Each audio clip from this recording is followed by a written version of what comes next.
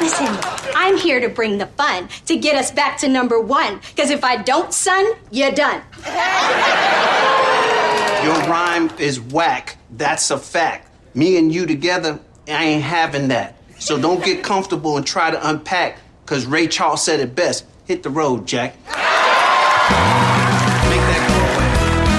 I just wanted to let you know about my study group. Oh, don't be a fuddy-duddy. I'll be your study buddy. I'm about to embark on one of the great challenges of my scientific career. This work right here is going to change history. I think this is going to be our greatest mission. I don't have time to study. I'll never get into Stanford. I got big plans for you tonight. I got maps, I got charts. I'm going to see you through this because my credibility is on the line. It's at this point that you'll want to start taking notes. Welcome to the Sitcom Study, the podcast where we contemplate the TV shows we grew up with and search for the truth and wisdom within the tropes and cliches. And Amy, what are we talking about today? It's all the new ones. Well, not all, 4 of the new ones. 4 brand new sitcoms of 2024, 3 of which are multicam sitcoms. That's right. Yeah, this is going to be interesting. I'll say full disclosure, we've had the idea to do this for a while, and I've been hesitant to pull the trigger on doing it because I feel like it's going to be one of our lowest listened to episodes. Yeah, because it doesn't like pull on that nostalgia. Exactly. If our listeners are like, oh yeah, I remember that episode of Mr. Belvedere, that'll be fun to watch. I feel like no one's going to want to listen to some new thing that they haven't seen yet. Right. Or go watch it. I mean, and we do say it's the TV shows we grew up with. We definitely did not grow up with these, but they feel an awful lot like ones we grew up with. Yeah. So it's really interesting to me how, like I said, the 3 of these are going to be multi-camera sitcoms. That is a thing, I think, to make that in the year 2024. Right. To make a decision that I'm going to do a throwback style. Well, it is a throwback. Yeah. And I guess that's the sort of thought that I would begin with, is that, that has been such a sort of central form of entertainment for so long. All of the comedians that we grew up, idolizing, the stand-ups and stuff, their goal, most of them would have told you. Like Jerry Seinfeld sitcom. Get a sitcom to yourself. Even better would be to have a movie career with star vehicles, but next best thing is get a sitcom. And yeah, I feel like we still are getting new half-hour comedies. Yeah. But that notion of the sitcom as we grew up with is getting more and more elusive to the point where... they're definitely not the buzzy shows that people talk about. In the beginning of the 20th century, when we started getting the single cams like 30 Rock and New Girl and all of those shows that the production felt very different and new, and they feel like movies instead of like your old-timey sitcoms, but they still played by these rules of we're going to have our cast sort of by the rules, yeah. Yeah, in the sense that we're going to have our cast of 6 or 7 characters. It's pretty much all going to take place in this, office or this studio or whatever. And it was more of like the production that was different, but the content was the same. Right. And then I think you started getting stuff like Louie, Atlanta, things where they're like, no, we're making little mini movies. Yeah. And it starts to really kind of branch out into, we're not going to have the same characters all the time. We're not going to be in the same locations all the time. And so there are all these shows. I would throw in the Mike Judge shows like Silicon Valley into that, or anything on HBO like Hacks, where it's like, are these still sitcoms? And those are the ones that it's more about like exploring a relationship or some sort of like high stakes situation. Yeah. And I think, they've just evolved. Like they've just gone past that sort of vaudevillian thing that we talk about, that we love, that these old-timey sitcoms have. And so, at the point where you're making something like Happy's Place or these other shows that we're going to talk about, it does seem like a deliberate, either a throwback, like before he made Louis C.K. made that show Lucky Louie, which was like a traditional multicam. It wasn't just traditional. It was trying to be like the Honeymooners in like a very self-conscious way. Like the set was so bare bones. It looked like it was made out of cardboard, and it was very self-consciously old-timey. Right. I'd say the short-lived John Mulaney sitcom was a little bit like that, or he was like, we're gonna make a sitcom like they used to, and it had that old-timey vibe. And, sounds exactly like something John Mulaney would say. And so, these new ones, they might be that, or they might just be for an older audience. Right. But I think what's clear... You know what? They're making them so that we'll talk about them. It's for us. Yeah, I guess. All right, so what are our shows? What did we watch? All right, we watched Georgie and Mandy's first marriage, which there is so much, canon that goes into that. This is going to be a very frustrating listen for certain people, I think. All right, so we watched Georgie and Mandy's first marriage, the pilot, which was called The 610 to Lubbock. And we watched Happy's Place, also the pilot. We watched Poppa's House, also the pilot. And finally, we rounded it out with our lone single cam show, St. Denis Medical. And the pilot was called Welcome to St. Denis. Yeah, so like you said, Georgie and Mandy's first marriage. It's a spinoff of a spinoff, so we're into deep Cosby territory, or I don't know, what's another example of shows, the Laverne and Shirley, family. Happy Days, exactly. the All in the Family. There's a full television universe here going on. All spawning off of the character of Sheldon from Big Bang. Famous breakout character, nerdy guy, semi-autistic, lovable character from Big Bang Theory. So look, I'll tell you what I know, and then you can give me the proper, background. Okay. I went into this knowing that it was a spinoff of Young Sheldon, which I've never seen. We've watched for the podcast. Did we watch one episode? I have never seen a frame of Young Sheldon. Then neither have I. We've watched Big Bang Theory a handful of times for the podcast. We've had many spirited conversations about that. I mean, it is amazing, though, what one great actor can create. He isn't in any of these, sequels or, spinoffs or whatever, but because he created a character so beloved, because Jim Parsons is such an amazing actor, all these other people have jobs now. Yeah, no, it is totally that's true. Amazing. We owe, just like you owe the entire Marvel Cinematic Universe to Robert Downey Jr. in that first Iron Man movie, all of this goes to Jim Parsons as Sheldon, totally winning everybody over. And so, we've never watched that Young Sheldon show. We see ads for this thing, about a young couple. You can tell just from the pictures and everything, okay, it's some sort of blue collar situation. That's all I've got. It's like a young blue collar couple, their first marriage. I guess that's a funny way to phrase it.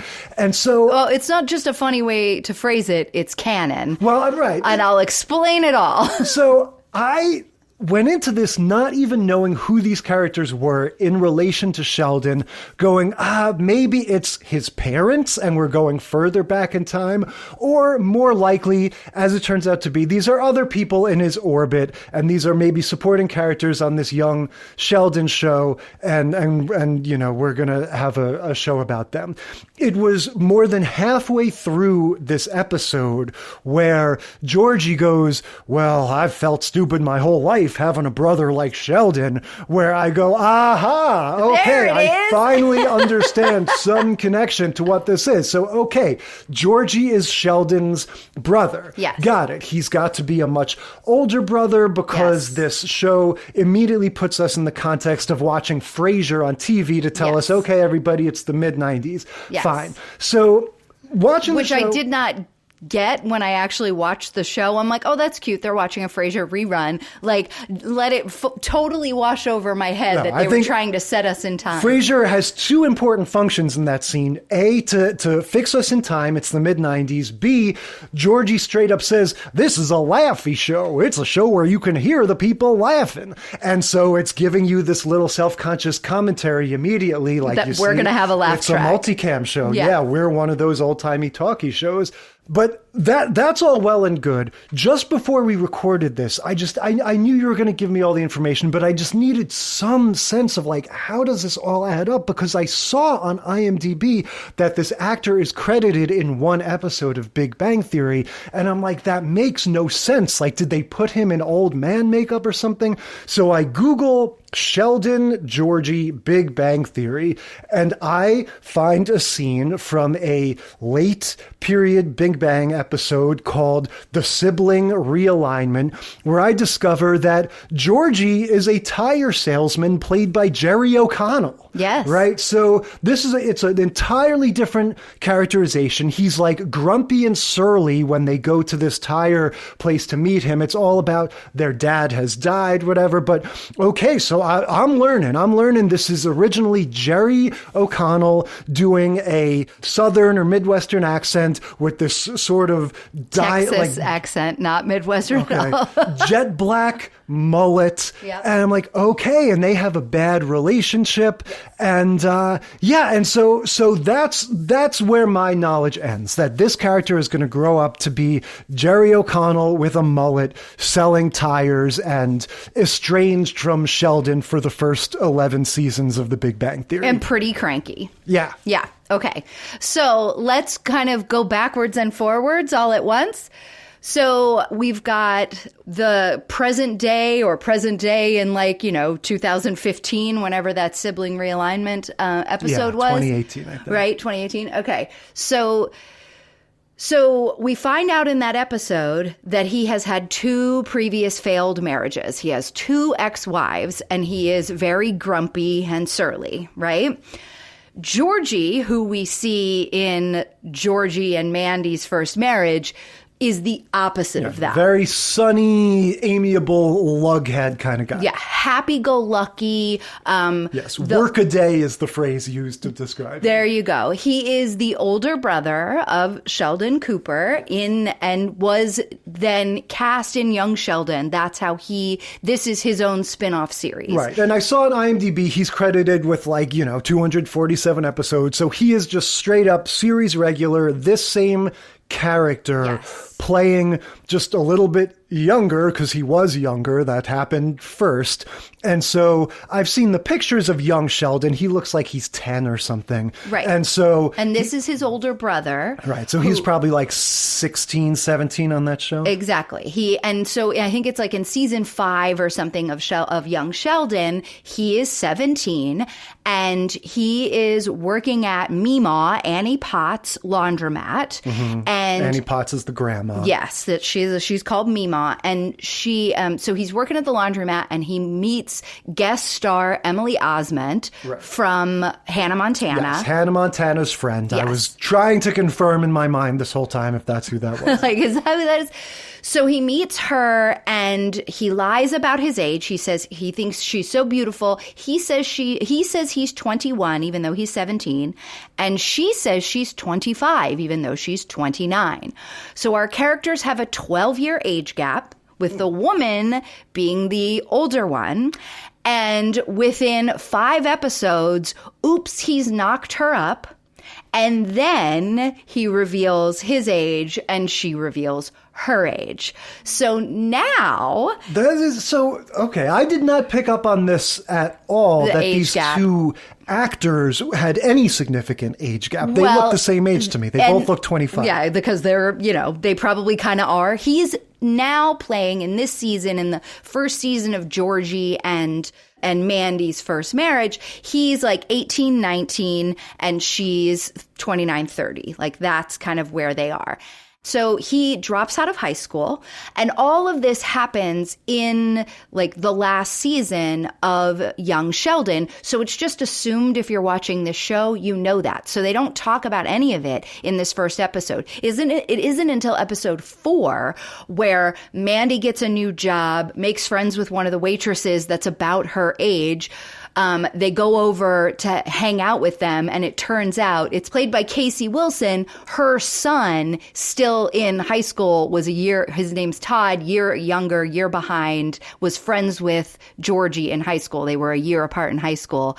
And so they deal in episode 4 with this weird, she's actually kind of old enough in the, Texas little town they're from to basically be like 3 years away from being Georgie's mom. And they have to deal with this weird age gap because he wants to go dirt bike riding with her friend's kid because they're basically the same age. Yeah. So what I want to know is, what is the relationship between Sheldon and Georgie on that Young Sheldon show? And is like, I guess what I'm guessing is, if Young Sheldon starts after we've met Jerry O'Connell as Georgie in The Big Bang Theory. Yeah, they don't play too much into that. The idea of Young Sheldon was more about the relationship between Sheldon and his mom. Sure, but I guess... Which, by the way, they do an amazing job of casting this woman, Zoe Perry, who has Laurie Metcalf's facial movements to a T. Yeah, it is insane. I think the performance is amazing. I think it's more amazing that she doesn't even necessarily look just like her. She doesn't look like her, but she figured out how to do she's doing a Laurie Metcalf impression, which is amazing. Yeah, but before we get to all that, I just want to, the way I'm imagining it in my mind is that this irony of Georgie is this like really sunny, happy-go-lucky guy, right, in contrast to this Jerry O'Connell older version that you've already met. That's sort of how he was played from the get-go in Young Sheldon. So Young Sheldon, my understanding, again, never having seen it, only having read about it, right? But my understanding is we're not really necessarily focused on the brotherly relationship so much, but he is kind of a dopey older brother to this genius kid, and he gets along well in town and is popular and has friends and is like a normal high school guy, whereas his or middle school guy, whereas his little brother, has all these issues and, is smarter than everybody and is kind of condescending to everyone. And so that's why you get that statement of it's hard not to be humble when you have a brother like him. He's a normal guy. But it's life that beats Georgie down. So the reason this is called Georgie and Mandy's first marriage is because it is. This relationship is doomed. We know it's doomed.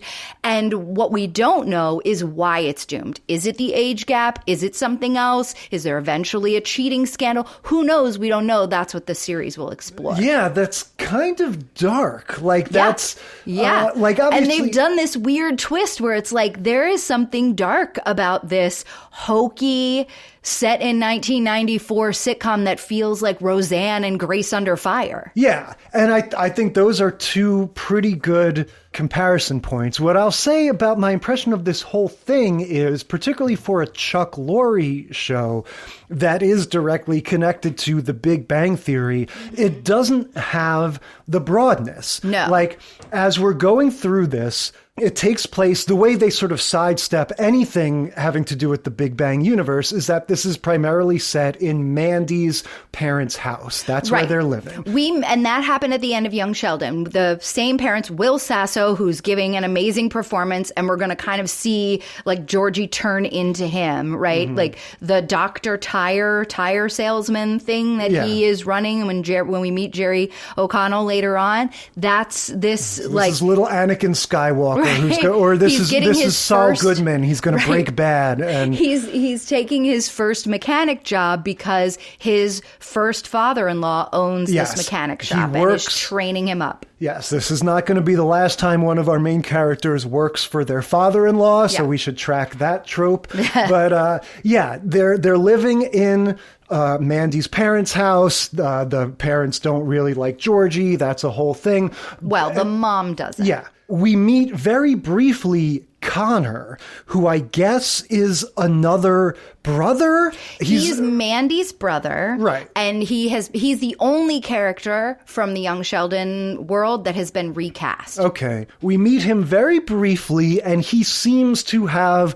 the Sheldon autistic nerd thing going on. He comes out and says, I'm composing a musical score in 7/4 time. It is physically impossible to dance to. And he's all kind of weird. He's socially weird. He shakes Georgie's hand. And when Georgie says, oh, your family, you don't have to do that. So he hugs him strange. Like, we get the sense that he's kind of a broad character, but we spend very little time with him. The mom is kind of broad, right? I guess it's all relative. I guess the point that I'm trying to make is that as we go through this, I'm starting to realize, for me anyway, there's no Sheldon from Big Bang Theory. There's no Charlie from How I Met Your Mother. Like, there's not a really wacky out there character in this. It has much more of the feel of a Norman Lear show or some of the ones you mentioned, like Roseanne, where it's like, yeah, it's a sitcom, but it's going to be more about the little jokes, the little one-liners we exchange with each other, and the overall sense of like these very relatable kind of downtrodden people. Yeah. It's not going to be about like, oh my God, could you believe the things that come out of this guy's mouth? You know? Well, so, and then the other comparison I would make, because the parents to me, because they're young and living with their parents, or, you know, living with Mandy's parents or whatever, Audrey, who is the mom, and Jim, who is the dad, played by, an actress I don't know, Rachel Bay Jones. Have you seen her? I don't really know her. And Will Sasso is the dad, and he's fabulous. You've seen him in a million things. He's always like the big, tough teddy bear, like softy guy, because he's huge. It's funny that the title is 610 to Lubbock, and he reminds me of Coach Lubbock from my however many, what the hell was that? All My Daughters, just the 10 of us. Just the 10 of us, All My Daughters. It could have been called All My Daughters. He does, you're right. He does remind me of Coach Lubbock from back in the day. But so they remind me, their relationship and them as parents, it reminds me of that 70s show, Kitty and Red. They have, like, she's got that similar sort of vibe, except for she's the mean one. Yeah, she's got a chip on her shoulder. Right. I think this might be the character that you're talking about that kind of becomes this like catalyst, because she is very, very manipulative and mean. And she does it with that like, oh, bless your heart kind of thing. And she's straight up nasty all the time. And we see right at the very end of the episode, because Georgie's just like, oh, I'm so happy-go-lucky, like nothing will bother me, it's fine. And then at the very end, when he realizes that, or when he's, you know, finally been told or whatever, that she was insulting him and insulting their daughter, and he has balls of steel. Like he confronts her on behalf of her daughter. Of her daughter, but also his own daughter. Yeah. And is like, you shouldn't say things like that, but, you know, you shouldn't call our daughter dumb, you know, whatever. The genius runs in my family, look at my brother kind of a thing. And then their daughter starts talking. And so, but like, and multiple times throughout the episode, when there's a moment to step up, he has this like naive, if I just do good and I speak truth to, you know, perceived power, then things will turn out okay. And that is the thing that it's like, that's going to get beaten out of him. And this show is going to be very sad. Yeah. No, it is a sort of dark undercurrent. That moment is really good when he comes home and Mandy, his wife, has decided we need to move out of here. And she's clearly upset. And you get that sense like this is why she loves him. Like, because he is kind of a dummy in a lot of the traditional senses. But he picks up on like something has upset her. He kind of like immediately gets to the heart of it and just sort of has this kind of like valiance to him when he goes down and confronts the mom and is like, this isn't going to fly. Like, you can't say things like that.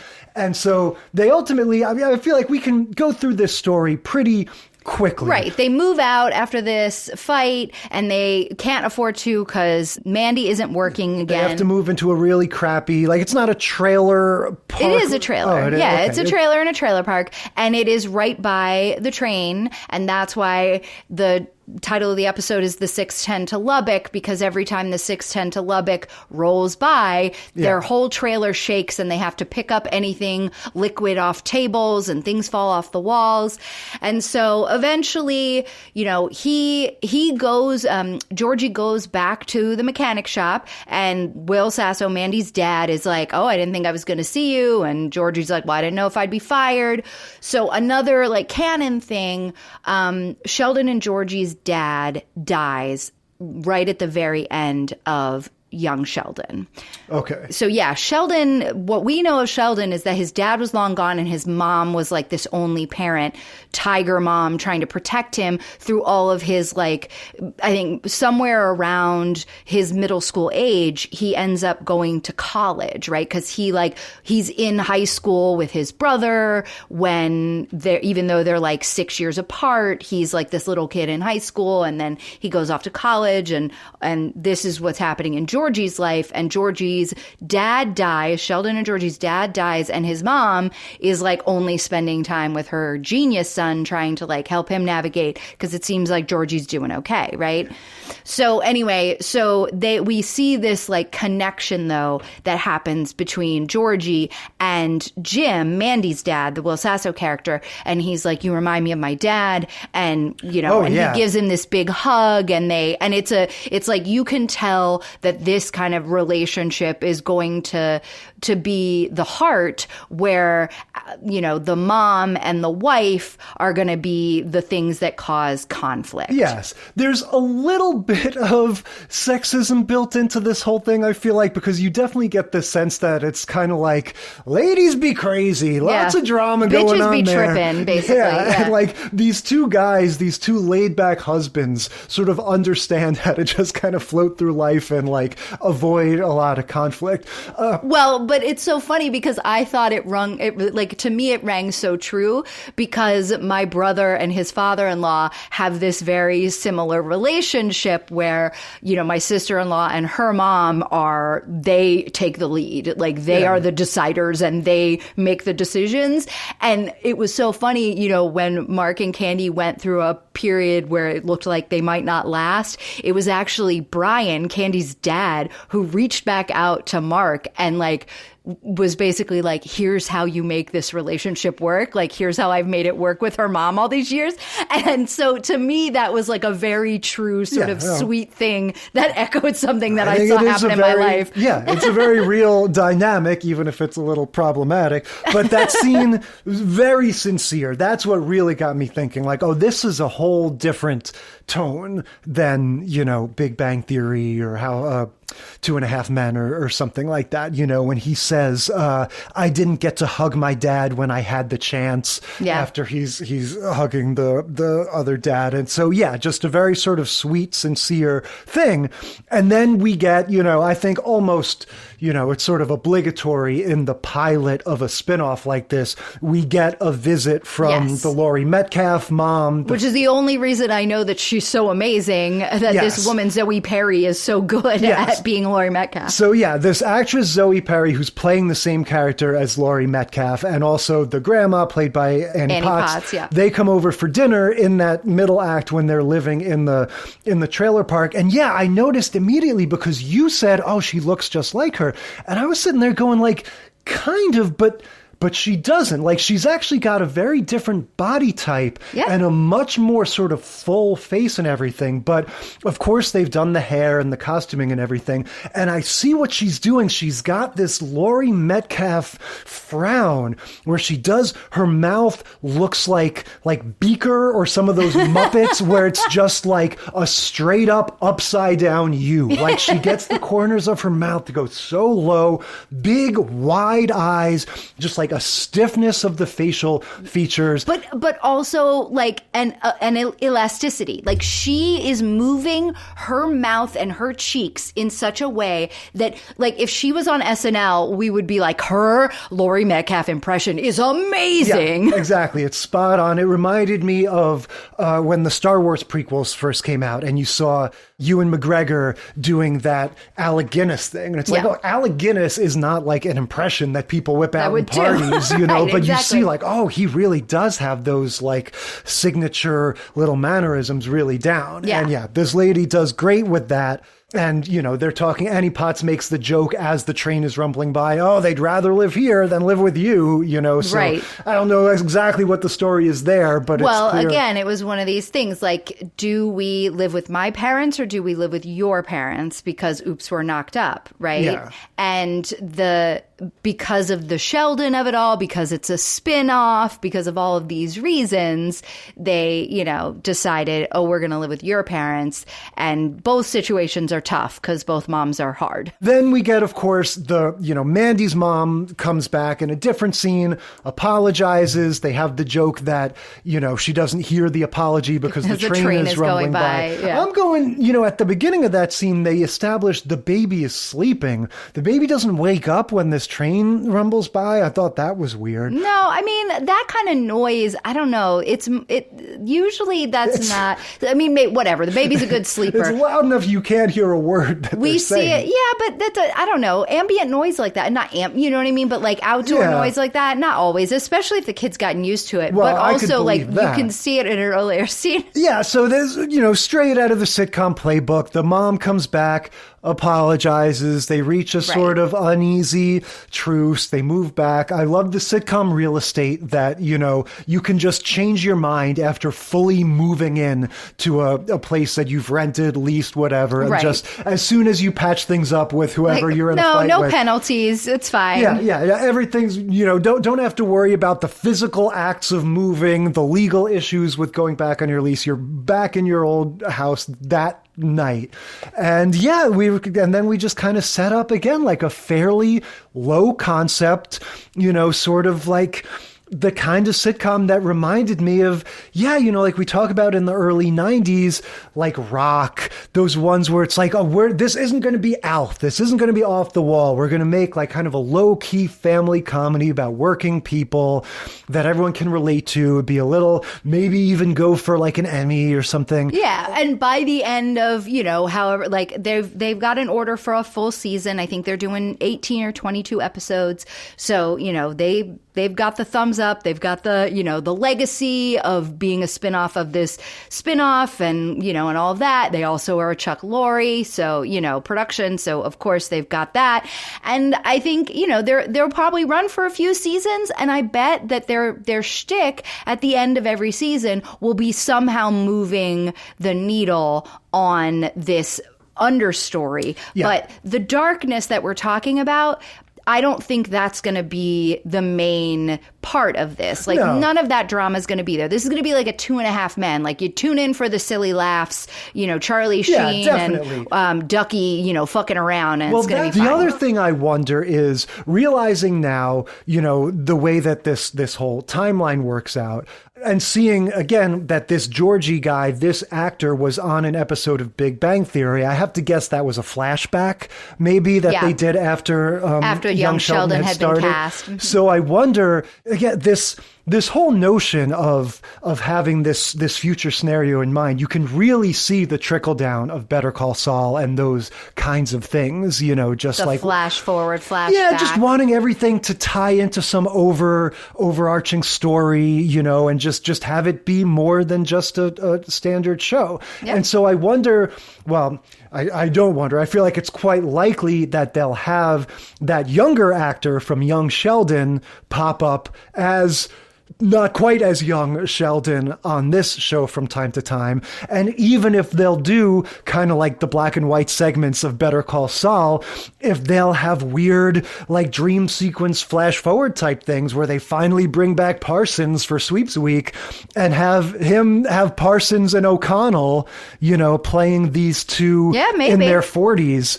Who knows? I mean, I think that the estrangement, though, kind of starts early on. And so I wouldn't be surprised if, like, this is kind of the end of their relationship. And so, you know, they see each other. Scenes, yeah, like, whether it would have to be like like they would essentially be scenes that take place in 2025. Yeah. You know what I mean? Like Yeah, they would yeah. have to be after all the Big Bang. and Sure, all them. that. I'm talking about the flashbacks with the kid from the actual kid from Young Sheldon. I don't know. The key would be to let him grow up a little bit, right? So we get to actually see him like just before he's, Jim Parsons. We get to see him, Sheldon, as like an 18-year-old or something, totally, already with 2 PhDs and completely, completely like thinking everybody else in the world is an idiot and not having, all of the lack of humility that we see in him later on, but still so young that he hasn't learned, like he hasn't decided on all the rules or whatever, I mean, you run into all of the casting issues that you have with this sort of aging thing where once he's a young man, by all logic, he should look and sound like Jim Parsons. Sure. He should, just as even this character but already. But that kid did have, I don't know if you've ever watched any clips, like that kid did a good job. He's a little version of him, but he is him. Yeah, well, it's kind of like, again, how now Ewan McGregor is older than Alec Guinness was, or is almost as old as he was in Star Wars. And so it's like, why is he him and not him? And not him. Why didn't he actually turn into him? I don't understand. But yeah, in terms of tracking this whole thing, I will say, like this does seem like it makes sense to me that the same sort of like aging audience that would have watched Big Bang Theory and stuff, not to be super snotty about it, I like Big Bang Theory, but that audience that was still into the multicam sitcoms in the 2010s, right? Like this, if anything, there is a sort of toning down and a sort of like, well, let's just all be nice and kind of have like a nice, fun sitcom. And like, if anything, I thought this was underwhelming. Like, I didn't think it was bad. No, but it is. This is not, when we watched this was not one that I was like, well, I'll be watching more of that. Yeah. But also I hadn't watched, like, I'm not in that universe. I watched, of all 3 of those shows, I watched the most Big Bang, and that was just because it was on sometimes. It was not like a must-watch show for me. And so, I think that if you like all the other stuff and you're already deep in the universe, you're probably enjoying this, but I don't know that they're grabbing new people. And I think the thing that was most interesting to me about this show was all of the canon that I read about afterwards. It doesn't make me want to watch the show more. It just makes me want to like keep up with their season finales and be like, oh, what's happening? Well, I think it's self-conscious, and I want to move on from Georgie immediately. But just as you're saying that, it is, you think of Young Sheldon, that is a marketing strategy that's like, we are leaving no room for error here. Right. This is Young Sheldon. Literally, like, that is the most straightforward title since the Young Indiana Jones Chronicles. And I think this is kind of the opposite. This is like, oh, if you know, you know. Right. And you'll recognize who these characters are. But otherwise, I think it's... come watch Roseanne. Yeah, it's an intentional thing of like, yes, young, blue-collar couple, and, this will be a fun sitcom that everybody can get into, and they're kind of trying to have it both ways. Yeah. Okay. And I do think it's interesting that they have turned the trope of the old husband, young wife that is in all of the sitcoms, like according to all the sitcoms that I hate, right? According to Jim, they've got a big age difference, like all of them. Yeah. That this one's flipped on its head. So we get we get to see that in another way. Yeah. Yes. I didn't realize any of that because in my mind, it's 2 weeks ago that this girl was playing a 15-year-old on Hannah Montana, but it was not. Time flies. All right, moving on to Happy's Place. So Happy's Place, this is the pilot, and it is another Reba McEntire vehicle. Reba is back. It's been, and also Barbara Jean is back. The whole episode, I'm looking at this blonde woman who plays one of the waitresses at Happy's Place, and I'm like, God, why does she look so familiar? Why does this actress look so familiar? I can't figure out what I've seen her in. Guess what I've seen her in? Reba? Reba. She was the affair when we watched the seance episode of them, she's Barbara Jean. She's the one Reba's ex-husband had the affair with, got pregnant, and then they had this like weird friendship where she was the ditzy blonde and Reba was kind of like, I don't want to be friends with you, but I'm begrudgingly friends with you. And that's the woman who's like her main friend character in this new show? Who is a ditzy blonde who Reba doesn't really want to be friends with, but is begrudgingly friends with? Yes. Same dynamic 23 years later, same two people. Well, and I will argue that character, I feel like, is supposed to be sort of the surrogate for like what the audience of this show is meant to be, I think. But before we get into it, Happy's Place, this one seemed to me the most of a dinosaur. This one felt real and also really contrived. And I think part of the reason that it felt that way is because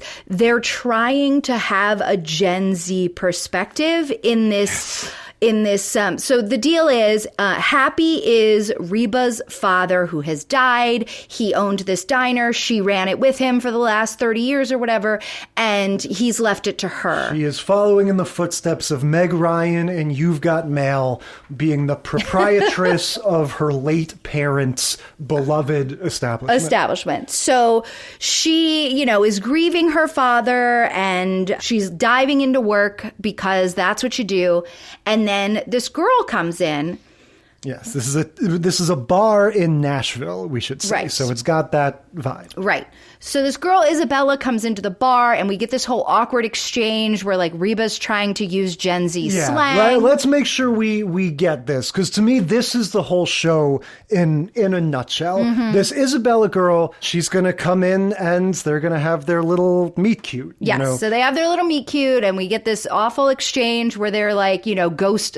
She's like, is a boyfriend gaslighting you? Yes. And she's like, you mean gaslighting? And she's like, I don't know what you kids call it nowadays. If they had just left it at Reba saying, is he ghostlighting you, that would be fine. But they have to take the extra step of, I think you mean ghosted or gaslighting. Right. Like, just to make sure we fully get it. But that's because they're explaining it to their audience. Yeah. Because the audience doesn't know the damn difference. If you are tuning in to see Reba and Barbara Jean reunited, then you probably would say ghost lighting like my mother. You know what I mean? 100%. So anyway, so then we find out, surprise, surprise, that it turns out that Happy, Reba's daddy, had an affair some 18, 20 years ago. And this child is the product of that affair. And it's explained by a lawyer who comes in and gives them this whole ridiculous premise you're explaining. Exactly. And in his will, he has not just left the diner or the bar to Reba, he has left it to both his daughters. So here's where the characterization of this Isabella person starts going off the rails for me. She immediately is like, if we talked about Georgie being happy-go-lucky, this girl is not just naive, she's blind, okay? She's like, wow, I get to own a bar, isn't that great? And I get a sister all in one day, like with zero social awareness that this might be awkward. There is no way that a very online Gen Z kid would not in the moment be like, oh my God, I need to hold space for you because your dad just died and you found out he had an affair. Like, the kids today are so emotionally aware that this take of her just being like, wow, look at me, I get a bar and I get a dad and I get a sister all in one day, would never happen. And then she immediately is like, great, now that I'm the boss, let me start telling people what to do. Yeah. And it's like, in what universe would this be an actual human reaction? Yeah, there's a couple things going on here, I think, in my opinion. One is the scenario. Now, granted, I guess a business owner leaving the business to multiple children, like I guess that could happen. But the way that this is all presented, it reminds me of the sitcom within the sitcom when Seinfeld had his Jerry show, and the first episode is about the Chinese food delivery guy is sentenced by the judge to be his butler. Like, this is the level of legal authenticity that they're having. This lawyer Like, to me, that's just sitcom legality, and I'm like, But fine. it Like, is same with so- the rental thing. I'm like, whatever. That's just true. sitcom. But it's so why it's just so like pilot sitcom episode 101 to have this lawyer go, so guess what, ladies? Now you're partners. You're running this establishment together. And then, so yeah, we've got the ridiculousness of that, which, whatever, it's a sitcom. It's fine. And again, totally, I'm here for it. I was also here for the schmaltzy ending. I was here for it. But the characterization? Yes, that is the second problem. And the much bigger problem for me, I tried to give this young actress like a few scenes to kind of like acclimate to her. Well, and I don't think it's her fault. I think it was written that way. It definitely, the writing is not doing anyone any favors for sure. But I just started thinking like, if this were, Aquafina a few years ago, if this were just somebody that has like the riz, to use a real thing the kids say, No, exactly. If this, and look, they hired an actress and she's doing the job, but you're exactly right. If they had instead gone for someone like Aquafina, gone for someone who could write their own character and put other people in that room that could write that character, like Hannah Einbender, right? Like someone like that you could put Hannah Einbender, by the way, looks like Reba's kid. Well, but that wouldn't work for the story. I know, but or elevate what has been written. Yes, the sitcom writing sucks, but this girl, the sort of bubbly, hee hee hoo hoo, like it does seem like she's written, sort of like cast by committee to kind of like fill these sort of superficial markers. Well, and she just same with the Native American guy that they cast, who has they've written him, or he's just one of these actors that's like, I act very, like one note. Yeah. But it's like that character is designed to be written off in 2 episodes. And it's such a bummer. Yeah. I think that's the overall problem with this show is the characters. And whether you want to say the writing or the acting, it's sort of both. It's but the one that works is the cook. Oh, yeah, right. He is hilarious. I don't know if I'd go that far. I mean, in comparison, but they do. He's got a good little scene, and he is very funny in it. What's his name? Yes, he's a big burly guy. Yeah, I don't know the actor's name, but yeah, the one that also falls flat for me is the nerdy sort of Sheldon-esque. Oh, OCD the accountant guy who just like sits at the bar and does the bar accounting. He works at his laptop at the bar. Again, very broadly characterized, which is fine. One of these, don't touch me because of the germs, and I'm very uptight and do-da-dee.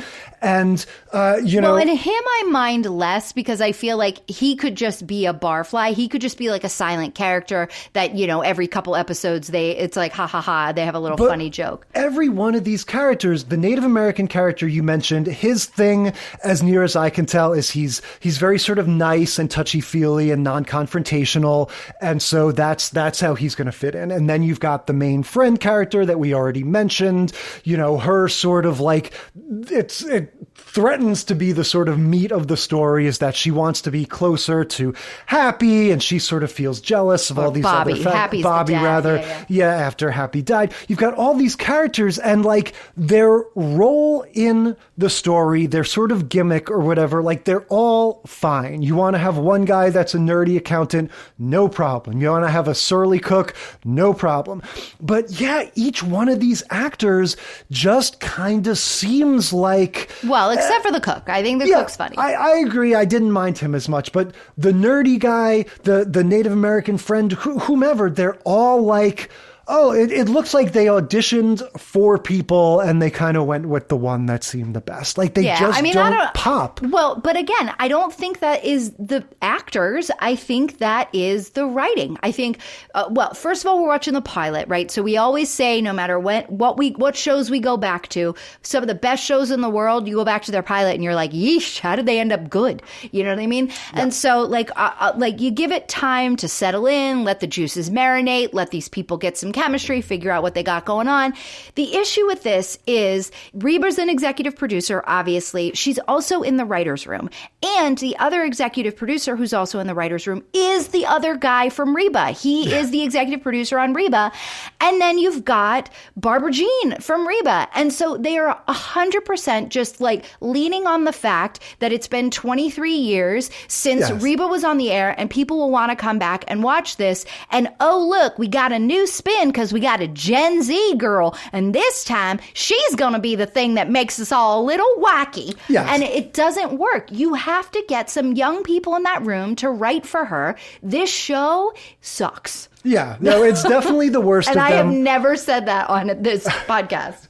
I agree with most of that. And yeah, it's totally coasting on the audience's relationship and goodwill with Reba.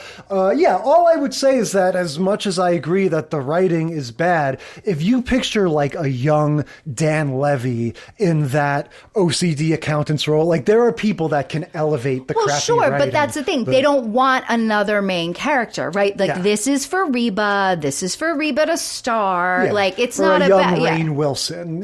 Just exactly. They're not. They're not going to cast those people. Yeah, but at least what we can say in terms of tracking the trope, we've got a big overlap between this one and the next one, and something that is vaguely, I think, a theme among all these shows: the generational conflict. The don't tell me how to do my job. I've been doing this since 1970, and I've been doing it great.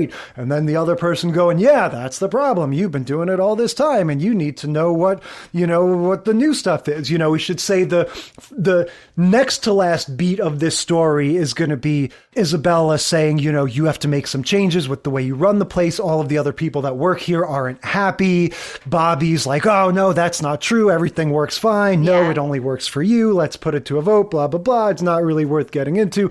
But yeah, that's going to be the same thing we're going to see in the Wayans show, right? Is the job and the passing the torch to the next generation, or something like that. Get kind of the, like you're saying, the generation gap. Although we're not dealing with the boomer to the Z in that situation. We're dealing with the boomer to the X, and that's what's gonna, or the boomer to the millennial, which is what we're gonna look at in Poppa's house. Yeah, or even really more Gen X to millennial.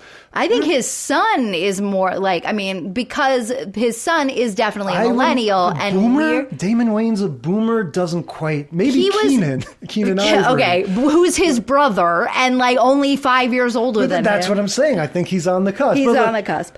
All right, we'll go with that. But before we leave Happy's Place, I do want to talk about, and I said the show sucks, so like my answer is pretty definitive, but there was a moment at the end that I thought they did well when Isabella is not great, and it wasn't good writing, but she has like this sort of moment where she's like, hey, I have always felt not wanted, and I felt like I didn't fit in anywhere, and this opportunity is a place for me to feel like I fit in, but if you don't want me, that's fine. And she goes to leave, and it was all a ploy, like she didn't really want to leave, and she sets this picture down. We find out earlier in the episode that Happy hung all of Bobby's drawings on his walls when she was a little kid. They establish Isabella's sort of fascination with them. I wish somebody hung up my pictures. Right, because I never had a dad, right? So she picks one up. She goes to set it down. As she finally does leave, it falls off the table and shatters the frame. They both go to pick it up, turn the picture over. It says Isabella on the back. Yeah. And that moment, I was like, oh, that was the idea that made this whole show happen. Like, that was actually really sweet. And they hugged. And then, of course, immediately Reba's character, Bobby, is like, it doesn't change anything. You can still go. And Isabel was like, seriously? That part, that little bit, I was like, okay, if this was 1994 Amy, who was watching, sitcoms kind of all the time, because I didn't have a social life because I was like 13. Maybe this little pull at the heartstrings would get me coming back next week. Yeah. Maybe. I think having her name be on the back of the picture and having that be the thing that turns it is clever and a nice story beat. I found it awkward the way, just any time on a sitcom when somebody breaks something by accident, it's just like so it never awkward. looks like accident. Yeah, it's just one of those, not. oh, pardon me. Oh, maybe it's more believable for you because you like to leave things on precarious places. I don't know what you're talking about. Ledge of a couch or something. So yeah, for most of us, we go, that's not a good place to put that. But yeah, once it breaks, it is a good moment. I thought it was funny when Isabella goes, this changes things, He's so serious about it. And Bobby was like, no, it doesn't. But they agree, like, okay, we'll try to make it work. Of course, just like the end of every pilot episode of a sitcom, Isabella goes, it's great to have a big sister, even if you're old enough to be my mom, and we both kind of like raised our eyebrows at that. And then, of course, Reba goes, sweetie, this is Tennessee. I'm old enough to be your great grandma. There you go. I have the same opinion that we already said it. These characters just aren't exciting. Look, we love Cheers. We love, a workplace comedy set in a bar. With wacky characters fine. in a bar can work. Yeah, like you don't, having the inheritance thing, like, sure, I could take it or leave it. Who cares? It is just that you need these wacky characters to just be more compelling. Like, you just need more magnetic. Wacky, like you were saying, like all of those, had they invested in an ensemble comedy, it could have been something different, but they did not. Yeah. All right. So we're going from Tennessee to New York, another look who's back from the 90s situation, Poppa's house. We've got Damon Wayans and Damon Wayans Jr.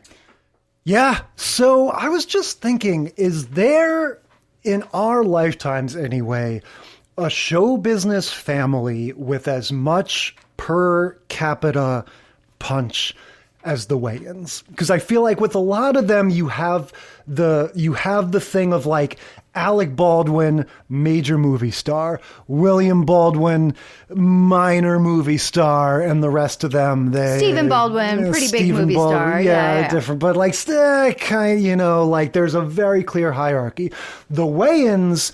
Yeah. Damon was a very exciting presence for a while in the early 90s. I remember going to see Mo Money when it first came out in the theaters, and The Last Boy Scout with Bruce Willis. Like he, in Living Color, of course, but then, when those guys started being in movies, it was a thing.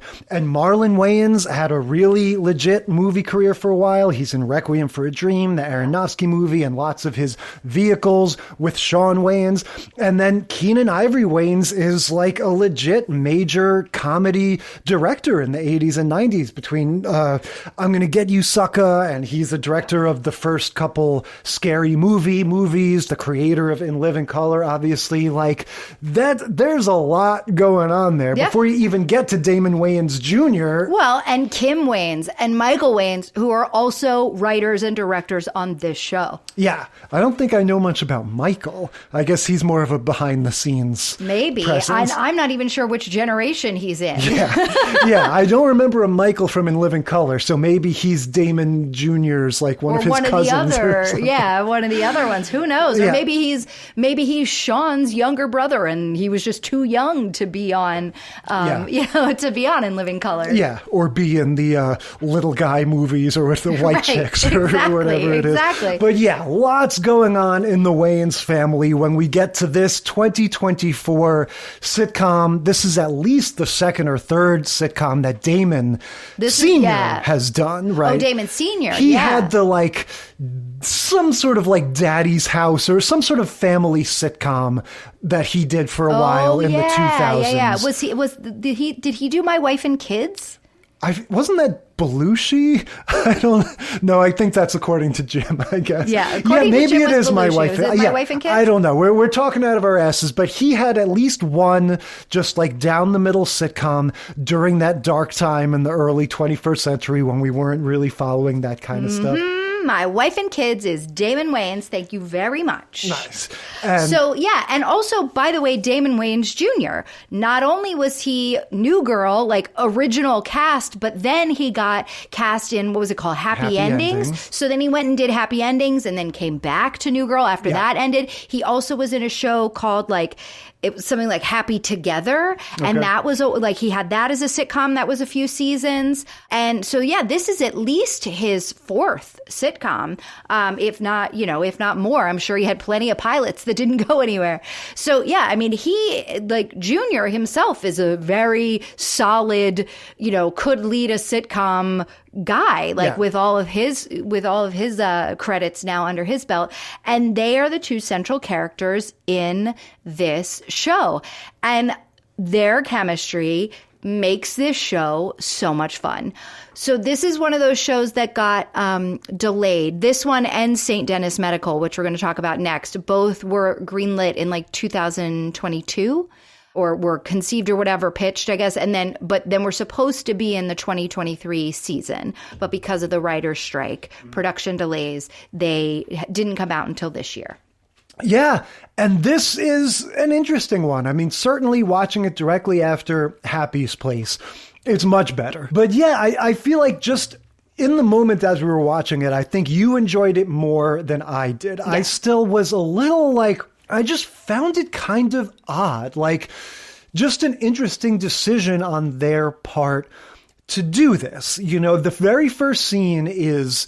and so, of course, the first scene of the entire series is Junior showing up at the house, and Senior, or Poppa, I guess is what they call him, he's drinking his coffee, and he's like, well, don't talk to me before I drink my coffee. And so there's this nice, long, quiet, sort of comic bit of him sipping his coffee. And, or right before he goes to sip, he's like... Yeah, and Junior goes, okay, sip it up, in that sort of like weird, awkward way that he has. Yes, that is very funny. Yeah, so we get the sense of like, oh, okay, like they do, like they just have much more going on than some of these other shows, and they do have little bits and stuff. Yeah, they are having so much fun, and that is why I enjoyed it. Like, you can tell that there's room for improvisation, and that there's scripted scenes when Damon Wayans is at his office and he's got that going on. There's scripted scenes when Junior is talking to his wife. All of that, those are all the normal sort of standard sitcom scenes. But every time you get the two of them together, it is so much fun because they're riffing, right? There's an idea of what needs to happen in the scene, but they are just playing. And I love watching that. There's definitely, there's good stuff in there. There's the part where Poppa, he has his like roly massager thing. And so like, as his son's... That's what Junior's job is. Junior's job is a foam roller seller. Yeah. He works for his father-in-law, right? And that's his father-in-law's company. He wants to be a film director, but he just, he's not making inroads in the business as quickly as he wants. And he has a family to support. So he's just, he's trying to like have his creative life, but also not. And that's the kind of central, it's one of the two central conflicts of this episode. But yeah, Damon Wayans, the elder, is rolling himself out on the foam roller and like has an orgasm. Yeah, while his son is in the middle of talking, he goes like, yeah, like he just kind of like screams. It reminded me of Felix Unger's Smurf, in the Odd Couple, and there definitely is that stuff. And they have a nice button at the end of that scene where he's like, those things do nothing for me. And Junior's like, Dad, you just had an orgasm. What are you talking about? Please buy one. But I guess what I'll say is I kind of like half agree with everything you're saying. To me, it had that energy to an extent, but it also felt a little bit like a normal down the middle sitcom. And so I was just kind of watching it, like enjoying it with still a little bit of a suspicious eye of like, again, if we wanted an Awkwafina or a Dan Levy in that other one, like we've got it. Like Damon Wayans Jr. and Sr. and these other characters, like they've definitely got it as performers. Right. What I'm not totally with you on is the rest of it, the scenario, the story, the dialogue.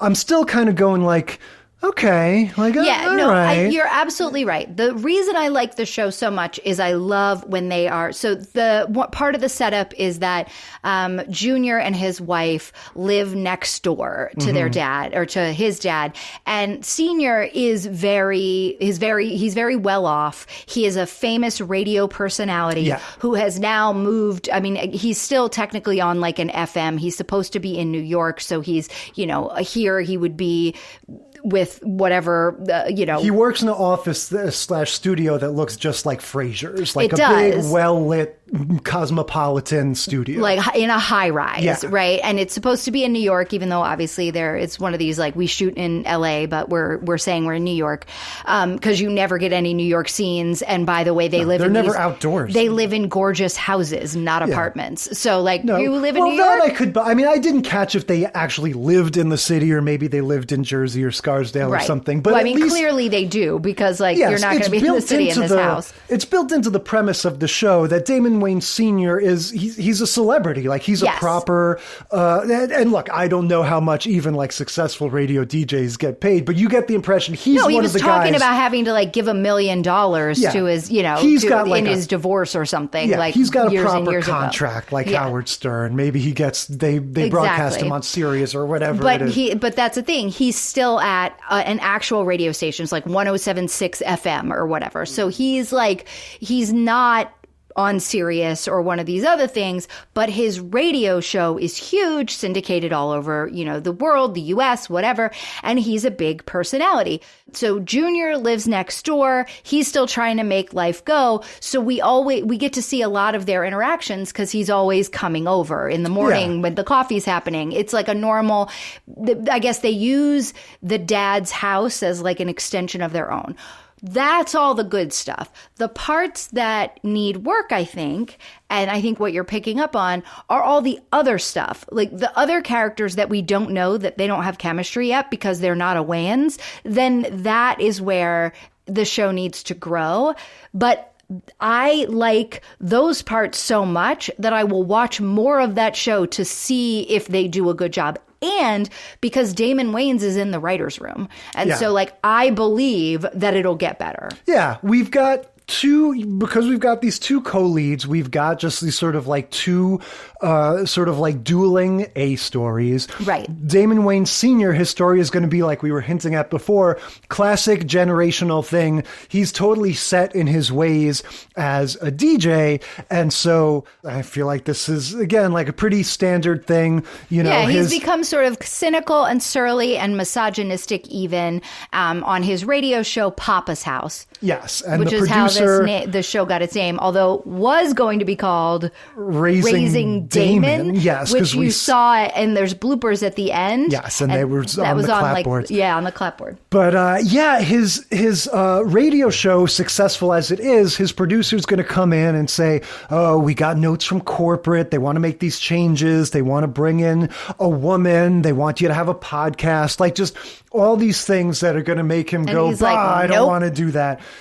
Yeah. And so, we meet this, I think it's very much like Christina Applegate in Anchorman, it's that dynamic. Yes. We're going to get a modern, opinionated, young progressive woman who's going to come in and be his like co-anchor or co-DJ. Well, and so the owners of the station have her call in as a guest on the show and don't tell him. And so then he engages with her and she insults him. And then he leaves after the show is over being like, haha, I won that, argument with that crazy guest who was calling in.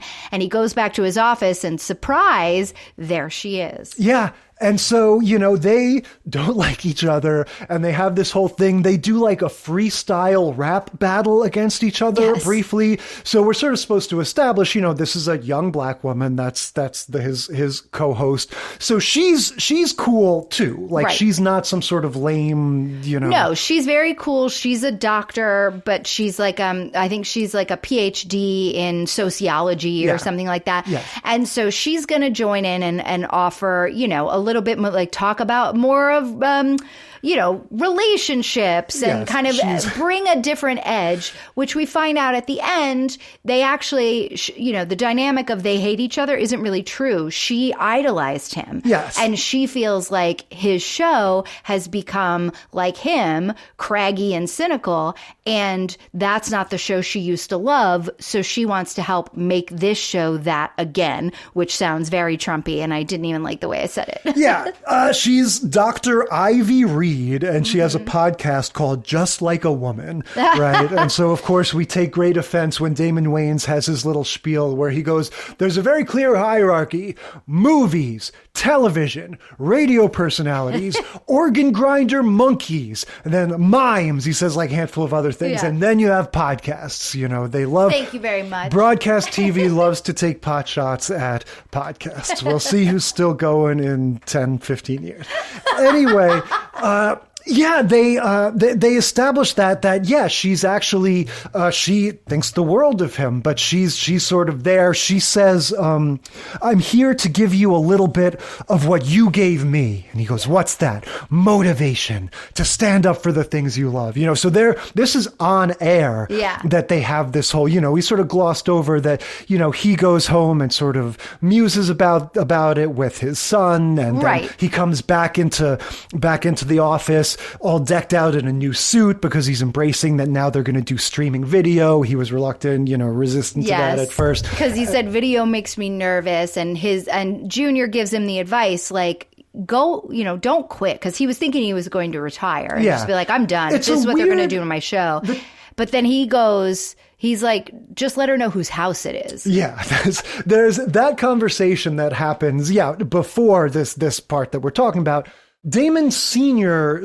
he's like kind of all over the map. Like first he tells his son, the radio guys, they don't get it anymore. Like it's not about the listeners. They're chasing data. They're chasing analytics. It's all become like soulless, which is an interesting argument. But then he immediately pivots to, I can't handle these cameras. I'm self-conscious around the cameras.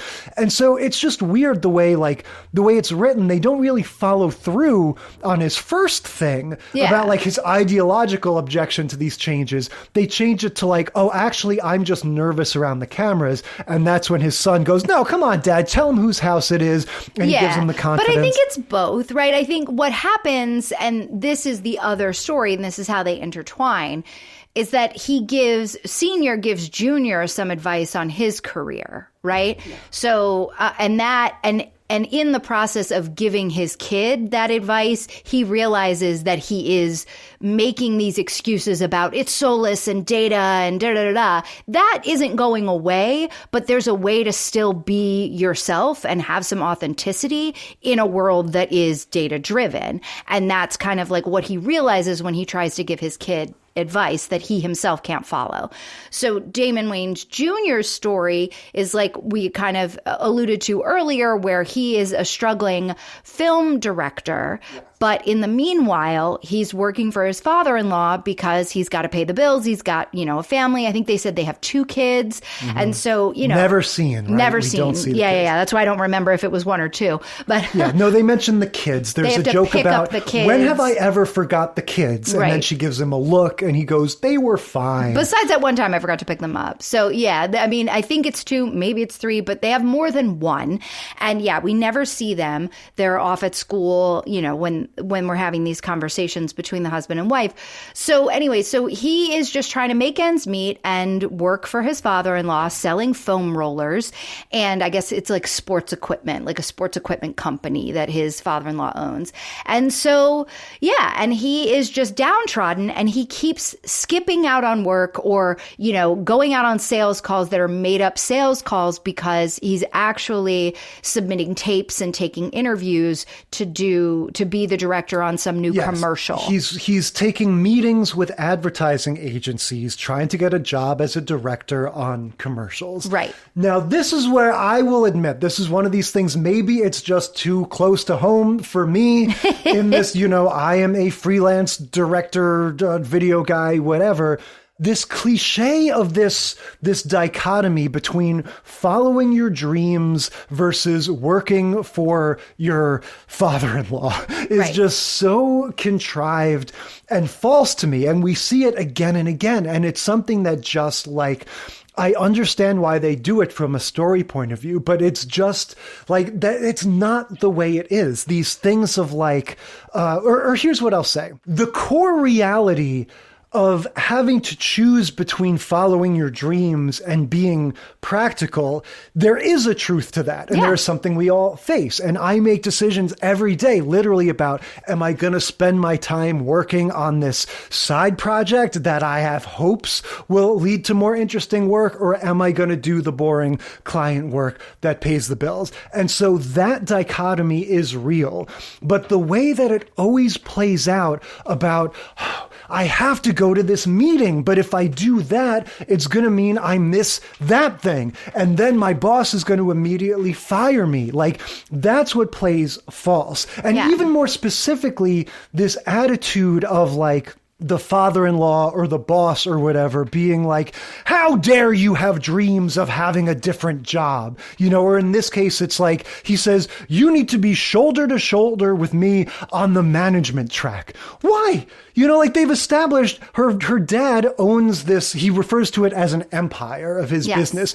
Why not give him a different job that's a little more flexible? And then once in a while, when he has to take a meeting, he can take a meeting. Like, it's just this idea. And his wife even talks some sense into him at the end when she says, like, you shouldn't keep these things from me. Like, the idea that he would get an opportunity, like, oh, I have a meeting with this big advertising agency, and that has to be at odds with him earning a stable living is just so backwards. Like, any freelancer knows you, like, of course you keep your steady job until the freelancing becomes sustainable. Of course you figure out a way, you know, to sort of do that in the margins until it becomes a viable thing. Sure, unless the steady job is an all-consuming steady job and not something that you can do a little thing on the side because you're raising children.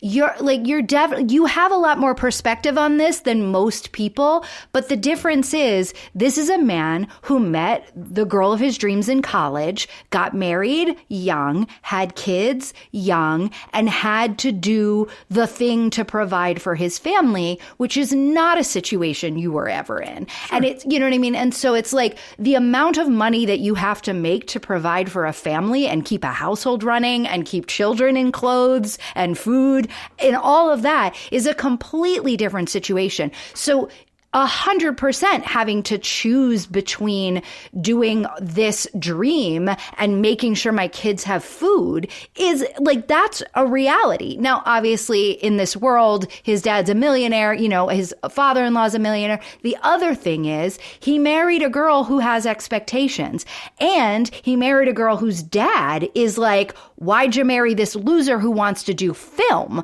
Yeah. And so, yeah, I'm going to give him a job because I love you, but he needs to step up and figure out how he's going to provide for my daughter and my grandkids. By the way, the dad is played by Elton from The Cosby Show, Sandra's husband, who Jay didn't remember at all. And I was like, what are you talking about? No, it's Elton. I will say, I did not recognize this guy. I wasn't a big Cosby Show guy, but I love him. No, I he's very him funny. Yeah. In general, as a ubiquitous character actor that's popped up in things. He's one of those, he's got like weird eyes, like one is a little off or something. They're like wide on his face. But he's got an intensity that literally as soon as he steps into the house, you know, it's established he's got a history with Damon Sr. They're old buddies. As soon as buddies that don't really like each other. Right. But frenemies, whatever you want to call it. As soon as he steps onto the set, he's got this almost like menacing, off-kilter energy that is great. Again, everything they have a dynamic that reminds me of Will Smith and Carlton. Yeah.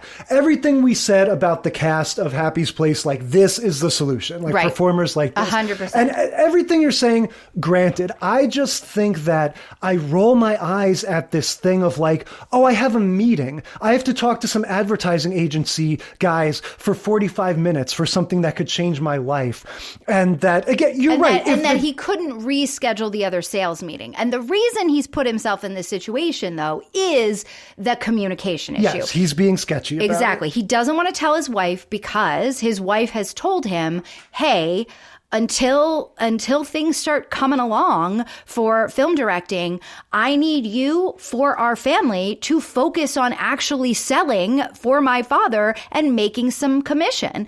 And so he's trying not to let her down. And so he isn't telling her that he's taking this meeting. And of course, he's not telling his boss that he's taking this meeting. So he won't reschedule the other meeting because he's like, no, it'll be fine. This other meeting won't go long. I'll probably fail. And so but I've got to take it anyway because it's my dream.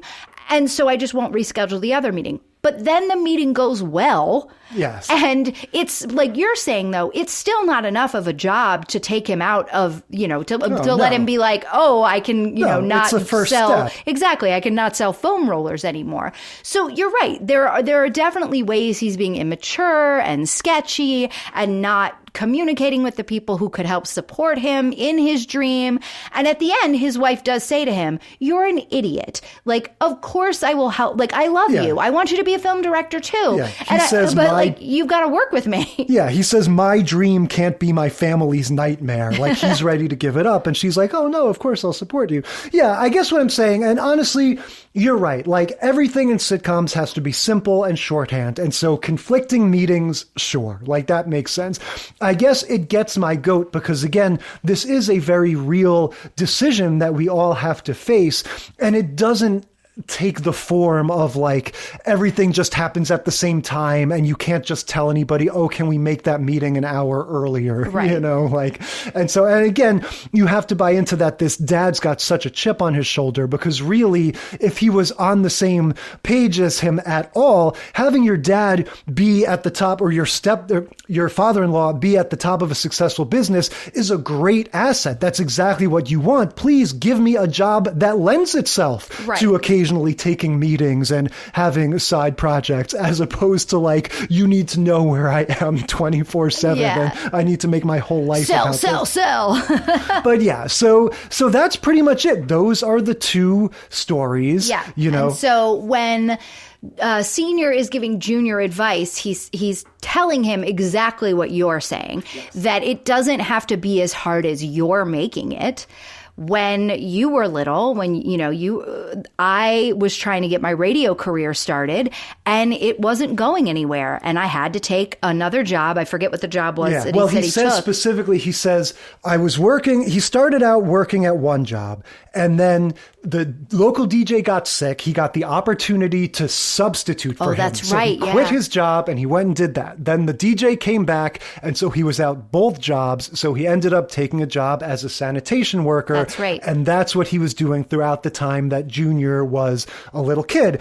And he says, a man's got to do what a man's got to do until he can do what he wants to do. Yep. Which is, exactly what, like, we all did, those of us that went out on something like that. Because, you've got to sort of play it safe and, Well, and he's saying the same thing that I was saying, that, like, you have to provide for your family. And we saw a little bit of that pressure even on Georgie in the first episode, where he's, like, realizing that he, when Mandy's like, maybe I should go back to work. And he's like, no, I'll do something. And she's like, what are you going to do? Rob a bank? And he's like, no, I'll do something. Like, I'll make more money somehow.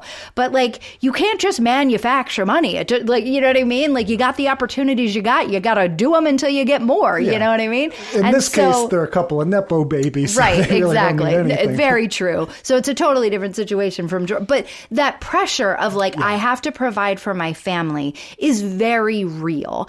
But in the process of giving his kid that advice, like, a man's got to do what he's got to do till he can do what he wants to do, that's what makes him realize that even though it's all data driven, I can go along to get along if the ultimate goal is to make my show about what I believe in again. And then he goes back to work and has this on-air sort of come to Jesus conversation with his co-host, who it turns out they have the same goal. And so it's setting up what is hopefully to come, what I think will be a really fun sitcom and series of good ensemble wacky characters. I mean, the dad, the father-in-law alone is just, like, I hope he's in every episode. Yeah, this is good. I think we're, like I said at the beginning, sort of half on the same page. Like, everybody in it is great.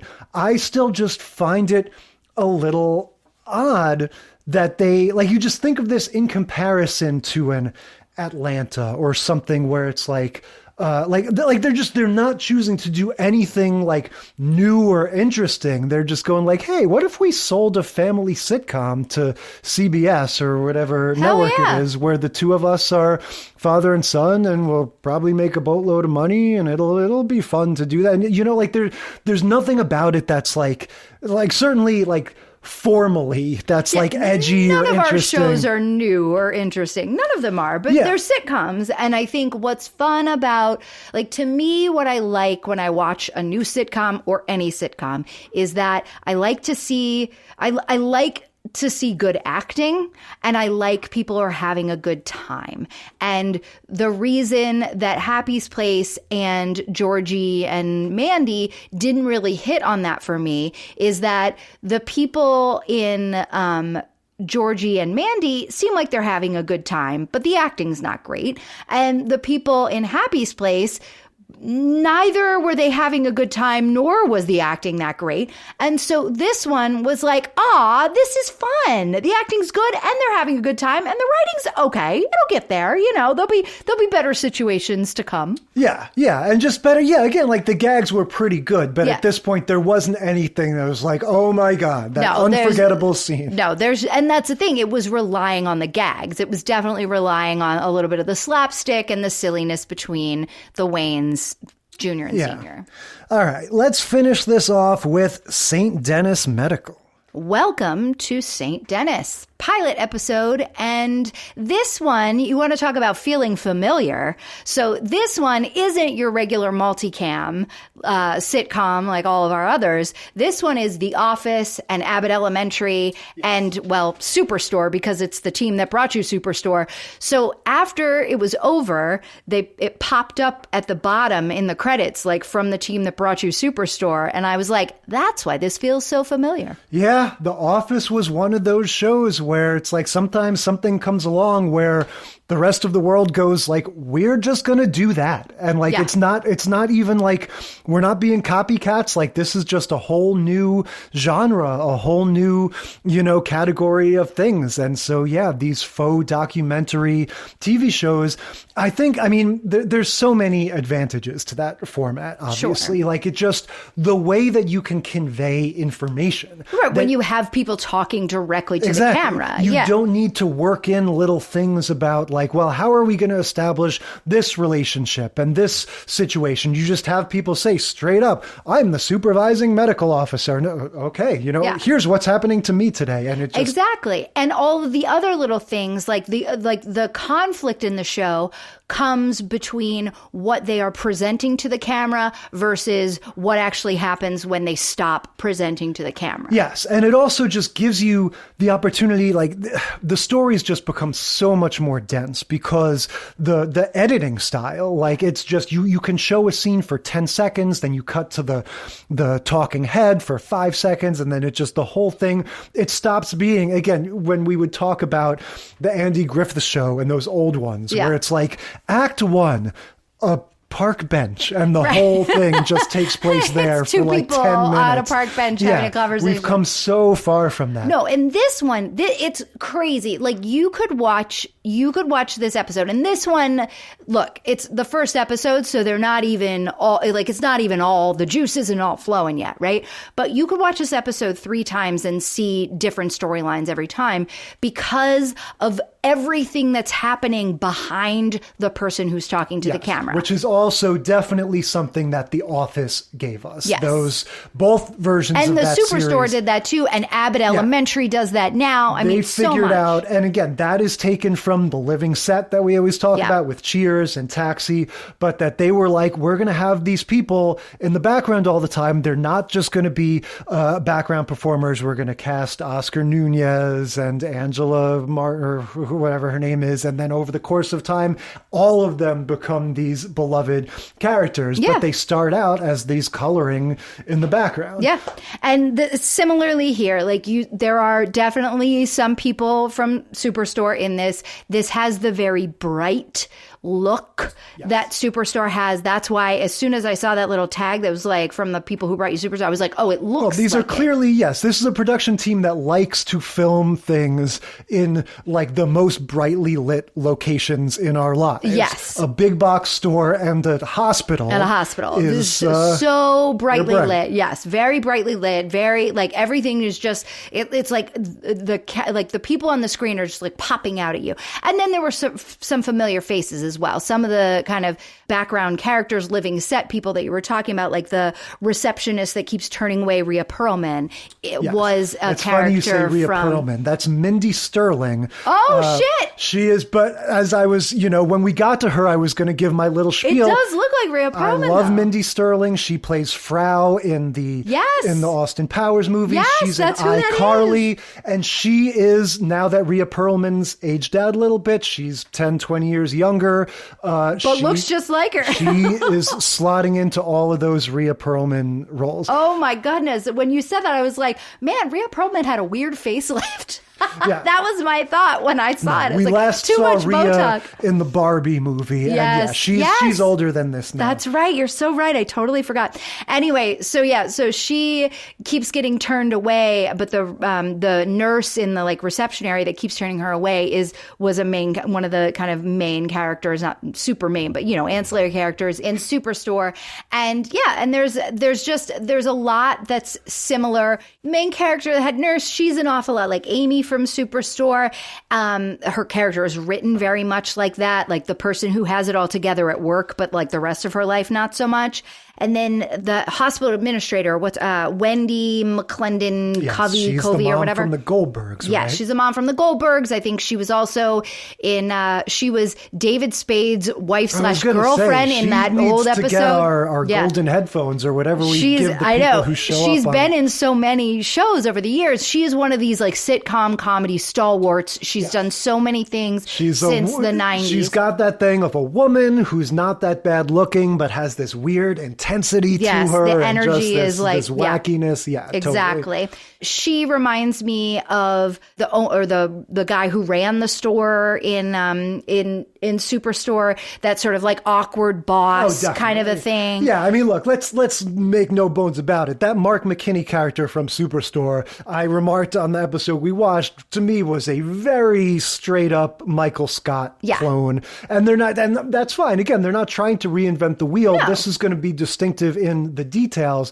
But yes, this character of the administrator, same exact thing. Yeah. Just the daffy person in charge who's going to, who's like a bit over their head. Yes, and is going to have their weird mission that they're going to tell you in the talking head. Exactly. And then you've got a fun little cast of characters kind of all around. David Alan Grier, second in Living Color alum of the podcast. And, we've given all the references, right? Like this show feels exactly like that. It feels like Abbott Elementary, Superstore, and The Office just got put into a blender and put into a hospital. I mean, and they're in a hospital. But I think think the thing that kind of lets this be, and I'm hoping that it will be a little different, what gives me, what gives me some excitement that this show might be really good is that this woman who plays Alex, the main head nurse, Allison Tolman, she's amazing. She's amazing. She's from the first season of Fargo, the TV show,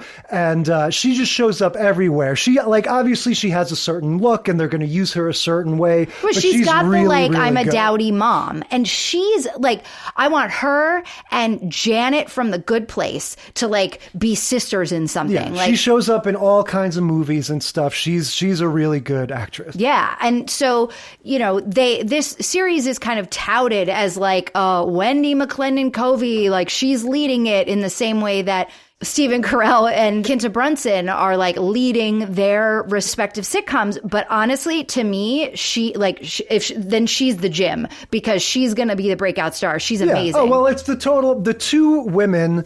We should say another through line for all of these is not a ton of straight white men, right? And I am not saying that as a complaint, but again, the world of 2024, a lot of this is women in charge, lots of diversity. Well, and it's also kind of aligned with what has happened in our world. I mean... You mean how men are oppressed and we can't do anything anymore? How instead of opting into a society that has become less about them and their needs, they've started opting out of that society. Yeah, fair enough. But what we get in this, we do get the one surgeon though. Oh, no, yeah, there's a handful who thinks he's like God and is a total problem. Yeah, that's true. But it is telling that he probably makes less of an impression of all of these characters. But these two sort of, there's these two women in charge from our point of view, as the audience. And they're the administrator and the head nurse. Yes, and it's exactly the two different kinds of comedy. We have the one of them, she's an idiot, and everything is going to stem from her, daffiness. And the other one, Allison Tolman's character, it's she's the straight man who's so good at sort of absorbing, all the craziness around her and trying to make. But also, what's so beautiful about that is that she's also she doesn't have it together in any other aspect of her life, and that's where you get the David Alan Grier character, who is the kind of surly old Dr. Cox situation from Scrubs. I've seen it all. My life is in tatters because I cared like you cared. Yeah. Don't do that. Don't be me. But I'm still going to be here with you, for you with a milkshake at the end of the day, because I know you're going to make the same stupid decisions I used to make. Yeah. He's definitely, he's the wise elder statesman. We get in terms of actual funny... Well, but also, I hesitate with that because I don't want him to be the magical Negro trope. No, he's not I don't know. He's wise in certain ways. Yeah. But I don't get that vibe off of him. In terms of funny stuff, we get at the very beginning, I like this drug test bit where the main lady, Allison Tolman, is telling this guy who's been released after some sort of detox, you can't do drugs. Yeah, you can't do drugs anymore. Oh, yeah, I know. Never again. Okay. And then she goes but if you did want to do drugs, I do have some good stuff here if you want it. And he's okay. And she's no, man, that's a test. Okay, this is funny. And there's lots of good stuff like that throughout the episode. The main administrator lady, her whole thing is going to be she wants to get the mammo, which is this big $300,000 mammography imaging machine. Yeah, this gigantic fancy imaging machine. It looks like a big fancy CAT scan. And they're supposed to be in rural Oregon. Yeah, and that's why it's this little rural hospital in this tiny town is not going to be able to have the money for a machine like that. Yes, you would be taken to Sloan Kettering or something if you qualified to be on the team that used this device or something. And so her whole thing, it reminded me of Michael Scott getting his condo, where she's she has to back out of this this expensive contract that she signed. But that's going to be her whole thing. But the main story is going to be, insofar as there is a main story, it really is just these little characters, all the things happening. The Mindy Sterling character, like you mentioned, she's waiting online online throughout the whole episode. Right. And she can't, like, they're not going to see her. Right. You know? She's come to the ER, but she's not presenting with anything emergency like. So they keep telling her to go sit down and wait. But she's trying to say she has this weird pain in her side. And she's like, you know, she really feels like something's wrong. And they're like, all right, well, sit down and wait. I can't help you. Yeah. After she keeps complaining, there's one point where the woman at the desk goes, okay, here, take this number. And she goes, it's the number for the White House. Ask for Joe. Tell him we need more money for health care or something like that. Exactly. Now, we also meet in this scene where she's online, I think one of my favorite characters, this young nurse that's like first day at the job. From Minnesota. I really related to this thing where the nurse or the receptionist or whatever on duty, she's so surly that when he's coming to her to say, oh, hey, it's my first day, I don't know where to go, I don't know what I'm supposed to do, she thinks he's just there as a patient. Right. And she's like, get on the line. Get on the line. And I could totally see myself going, okay, I'll wait online for an hour to go to my job. Right. Well, they're all upstairs or down the hall or whatever waiting for him because they need to onboard him before the main woman leaves. The main woman is trying to get to her daughter's play. Yeah. And so she is going to leave early. She's going to leave at 4, not early. She's going to leave when her shift ends at 4 so that she can get to her daughter's play. And of course, she doesn't, and on, you know. But what ends up happening, the reason she stays and stays and stays for multiple reasons. Yeah. But then when she finally does leave, and it is late, like it's after 4, and she's gonna, you know, try to get to the end of the play anyway. Yeah. Her daughter's been promoted in the play. She was like an understudy or something. She was the understudy for Donna, who's the main character in Mamma Mia, the character that Meryl Streep plays in the movie. Performed in schools now. To me, that is still like a brand new Broadway thing. Oh, it's definitely not a brand new Broadway thing. And so the little girl, or the girl who was playing the main character, got sick, so now her kid is going on as the lead, and her husband calls her and tells her this, and she has already, you know, she's already stayed like an hour past when she was supposed to leave. Yeah, because of the total power blackout that happened as soon as, this is one of the funny parts with the other lady, the supervisor, where the team of, you know, the technicians that is installing this mammogram thing, they're like, you know, we usually do this for major hospitals with much bigger infrastructure. And do you have the bandwidth for this? Yeah, she resents them. She goes, okay, the technician's like, okay, so you have like, you know, whatever, 30,000 megabytes per second? And she was like, you can handle this kind of wattage? And she does this great face where she's kind of like, Yeah, and then of course you know where it's going, but it's funny the way it's executed, that the second that they turn on the thing, just every single computer in the hospital goes out, and they've already made the joke about David Alan Grier's character resents, you know, all of this modern, the electronic health records and stuff like that. So that was what caused all the chaos that made Alison Tolman have to stay late the first time when she's finally getting to go out, or so she thinks. Exactly. She's finally getting to leave, and she's like, okay, you know, she's in the car. She's turned the car on. Now this woman, Mindy Sterling, is sort of limping through the parking lot. She's given up and left. She's going to try to go to another hospital. Yeah. This is like a runner throughout the episode that they won't see her. The line's too long. And so, at this point now, it's like she's given up. Yeah. So she is kind of trying to get to her car, trying to get to another hospital, sort of slumping her way, holding on to every car that she passes, taking only one, you know, little step at a time. And so our main character kind of sticks her head out the window and is like, ma'am, are you okay? You really should go back inside. And she's like, no, I'm fine. I'm fine.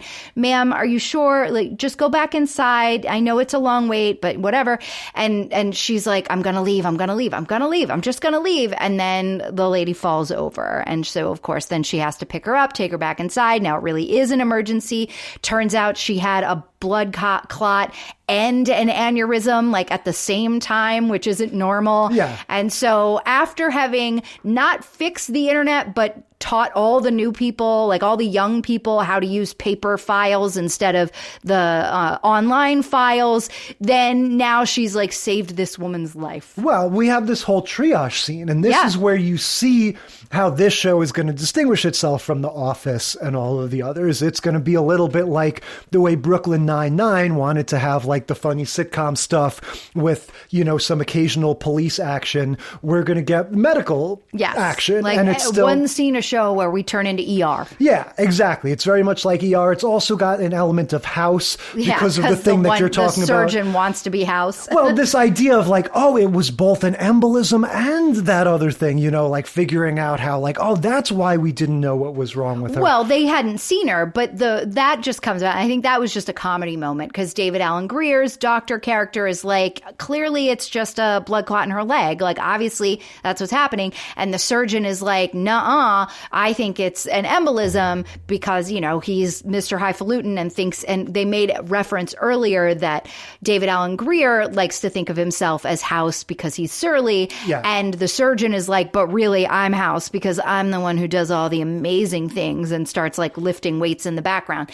And so that is what's set up in that moment. And they both have differing opinions. And the main girl, Alex, is like, who fucking cares? She's bleeding. Like, both of you do something. You're the doctors. And so then they both do. And it turns out they were both right. And that's why we get that little ha-ha. Yeah. And all of the supporting characters get to play a part. The young doctor that he like passes out. Yeah. He doesn't know how to work the intercom thing to say code blue, everybody. And so, yeah, the administrator lady comes in and actually gets to pitch in a little bit. So you get this sense it's like, you know, a nice human heartwarming thing. Like, everybody gets and we to even play a hear part. from her, the administrator, that, you know, she is a surgeon. She was like a gynecologist or something at this same hospital for all these years. She was very, you know, well respected. And now she has taken the next step in her career and become an administrator. And she's like, it's the most thankless job ever. Like, I'm going to do a good job because I always do a good job, but I'm miserable. Like, she is,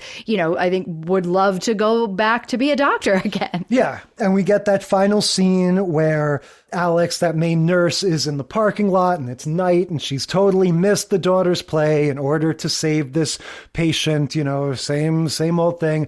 And then the husband, Mindy Sterling's husband, comes, oh, are you the woman that helped save my dear wife? Oh, thank you so much. Lori. And hugs her. Yeah. And so we understand, like, okay, it's like, this is why we do it. Well, and that was the first thing, the way we were introduced to that Alex character, that main nurse character. Her first talking head was, you know, I know it's a thankless job and things have been really hard and COVID and blah, blah, blah, blah, blah. But we do this because of the patients, and we really make a difference in people's lives and we save lives.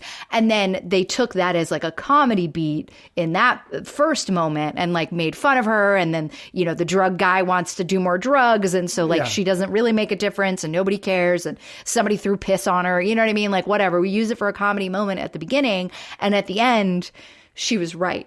Yeah.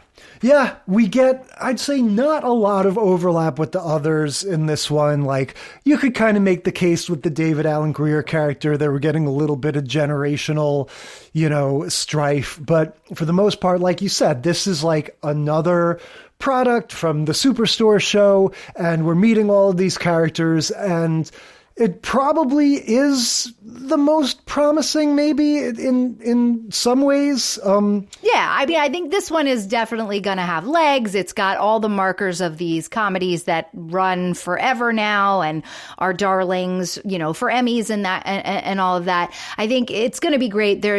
I read an article about episode 4, how already in episode 4 there was like all of these things going on in the background that were so funny that like you couldn't just listen to the show. You have to watch this show so you can see the multiple layers of things that are happening.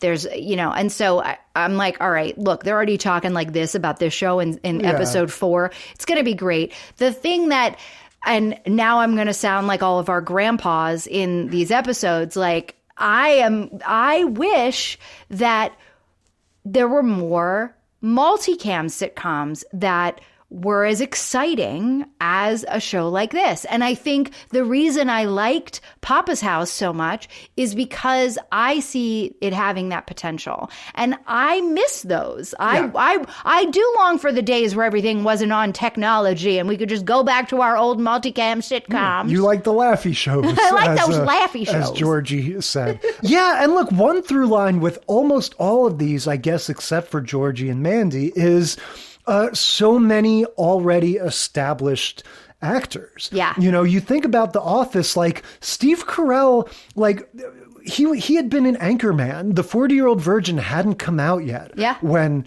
The Office started, and none of those other people Well, were. and he had been on The Daily Show, too. Oh, yeah, of course. Yeah. And, you know, of course, like we all have seen the audition tapes. Like he was competing among other, you know, well-known people, but he definitely was not. He was the only one that had any sort of like household recognizability. Right. And the rest of them were just random people on TV. And that's the way it was for such a long time. And you look at this one and, you know, David Alan Grier and this lady from the Goldbergs and Allison Tolman, like all of these people that it's not like if, you know, it's not like Glenn Close coming and being in a sitcom, but it's these familiar people. And yeah. Reba McEntire, obviously, and Damon Wayans and everything. Like, it's much more of like, if we're going to do this thing, if we're going to make this show, we need some assets, you know, we need some like bankable, reliable people, you know, some known quantities that I guess makes it a little bit different than, you know, the shows of yesteryear. Yeah. All right. What do we think? Favorites, friends, enemies, MVPs, shows we would watch again. So look, I think to your point at the beginning, how you were kind of hesitant to do this episode, I felt that same way. And now that we've watched them, I'm actually really excited.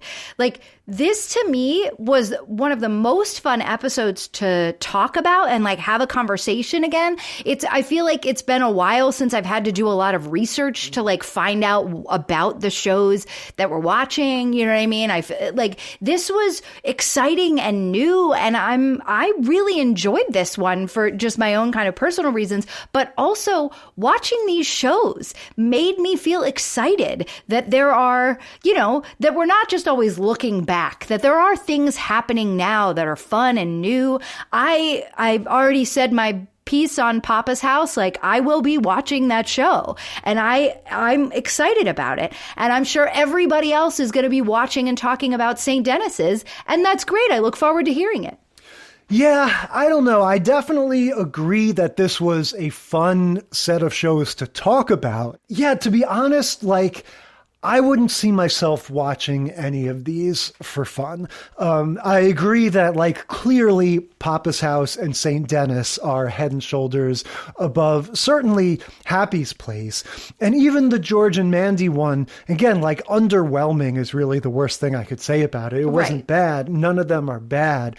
But I guess what I'm saying is, like, the St. Denis one, I'm sure if you continue to watch it, it'll be funny because they'll come up with funny stuff and the actors are funny and everything. But at the end of the day, it just, like, I think the whole format is kind of running on fumes. Oh, well, they're all redos, you know? Yeah, like, and look, I have no idea the behind the scenes going on, but I think that Damon Wayans Jr. and Sr. could have done a project that was more interesting and exciting, and they wouldn't get as much money to do if it were some different quirky thing that was on some streamer or something, as opposed to like packaging themselves as a sitcom for network TV. Right. And so, but they also, to me, seem not just like it's a money grab. They just seem comfortable and happy in that space. I guess what I'm saying is, from my point of view as a viewer, it's a little disappointing that I have to see them lend their amazing skills and sense of humor to a kind of boring and tired format or milieu, if you will, as opposed to getting to see them really do something new and different. And Yeah, like, again, the ones that we mentioned up top, Hacks, The Comeback, or, Right. Veep, Silicon Valley, like, to me, Atlanta, that's where the action is, and it's debatable whether are those sitcoms, are they half-hour Right. comedies, we deliberately... Are they dramas? Yeah, we deliberately chose these because we're like, this is the most unambiguous sitcoms that 2024 has to offer. And frankly, it emphasizes the truth that the sitcom, as we really understand it, will die with us. Yeah, I mean, maybe. Or there will be, people are buying cassette tapes again, so you never know. But not CDs. Like, certain things are nostalgic and continue, and then other things are like, yeah, we don't need that anymore. Yeah, well, they may not be buying CDs yet. Well, like 8-tracks never had their nostalgic That's moment. That's fair. And maybe laser discs won't either. I guess what I'm saying is I feel like we're in the second wave now. Like, this is already the nostalgia. No, I think you're right. Shows. But I also think comparing kind of the ideation process of Damon, Wayans Jr. and Sr. to a Childish Gambino or who's the guy that did Veep? And I don't even know who created Hacks, but all of that.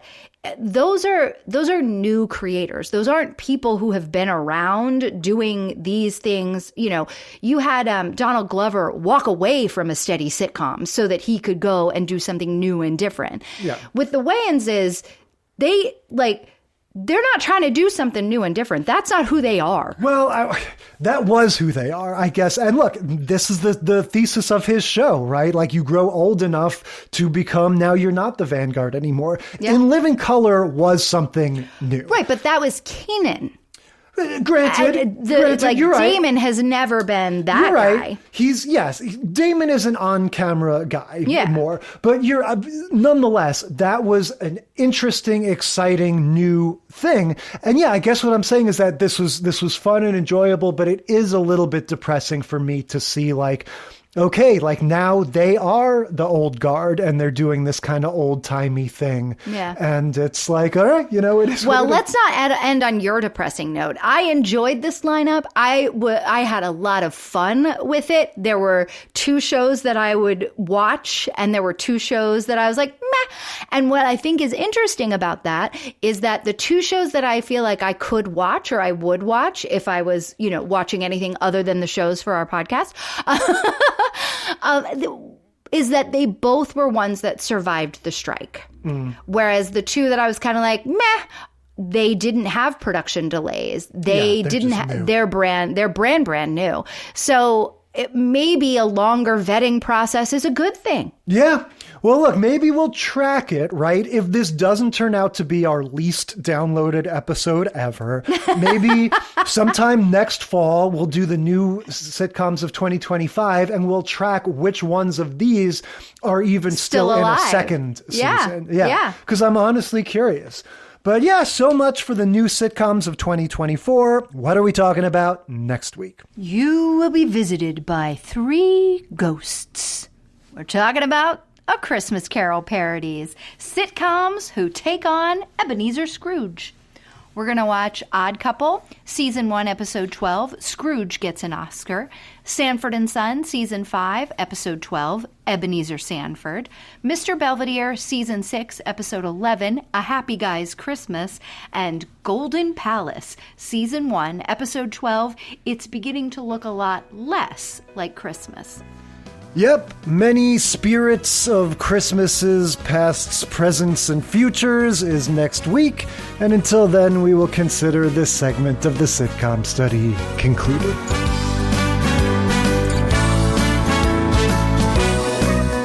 Thank you for listening to the Sitcom Study. Tell us what you think or share your own TV tropes and topic ideas by sending a self-addressed stamped email to sitcomstudypodcast@gmail.com or find us on Facebook or Instagram. And if you like the show, consider leaving a rating or review on your podcast app. It helps us boost those precious Nielsen ratings. The Sitcom Study is recorded in front of a live studio dog.